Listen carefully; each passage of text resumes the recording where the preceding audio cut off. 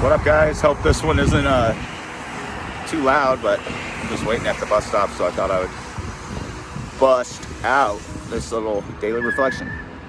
This one is for June 1st, 2021, titled A Changed Outlook. Our whole attitude and outlook upon life will change. Alcoholics Anonymous, page 84. When I was drinking, my attitude was totally selfish, totally self-centered.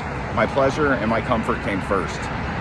Now that I am sober, self-seeking has started to slip away. My whole attitude toward life and other people is changing. For me, the first A in our name stands for attitude. My attitude changed by the second A in our name, which stands for action. By working the steps, attending meetings, and carrying the message, I can be restored to sanity. Action is the magic word. With a positive, helpful attitude and regular AA action, I can stay sober and help others to achieve sobriety. My attitude now is that I'm willing to go to any length to stay sober. And doesn't that say it all right there? Any length to get it. So for me, I get, I'm sitting here at the bus stop. This is just part of it, part of my sobriety. Any length to stay sober. And staying sober for me is, completing my court stuff, accepting things like riding the bus for 2.5 years, accepting things like not hanging out with old friends, accepting things like the responsibility of my actions, which was breaking the law or breaking trust, breaking relationships, anything. My attitude has completely changed because even when I'm upset about something or I'm very sad about something, I no longer have to go to alcohol for my answers. I can go within for my answers, and that's the key. We need to go within.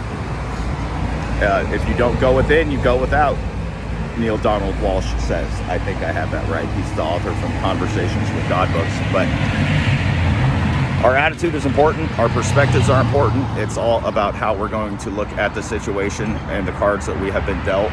My cards are very difficult right now, but you get through them, and that's where the change happens. You learn how to adapt. Another A, and I'm very excited for my life. I'm doing really good, and that's one of the promises too. Our whole outlook upon life, our whole attitude and outlook upon life will change, and it does. It seems kind of hopeless at first, and you're like, how is this ever going to change? But trust me, it changes. As someone that was insanely depressed, someone that was suicidal and did not want to live at all,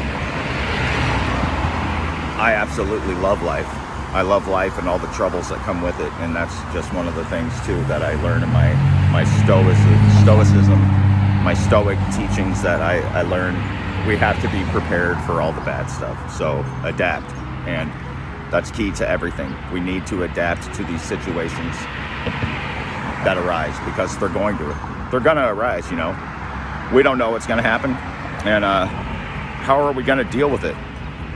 I was thinking that earlier too. It's like someone I know is starting a new job, or no, what was it? Someone was having some work done at their house.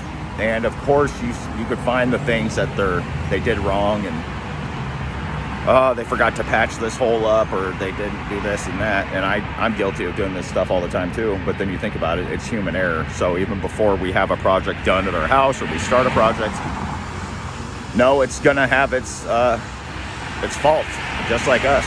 And it's great when we can learn to accept those faults, and we could start changing, and you do get a new outlook, a new vision on life. And I was also thinking the other day, kind of a metaphor, when I went to the chiropractor.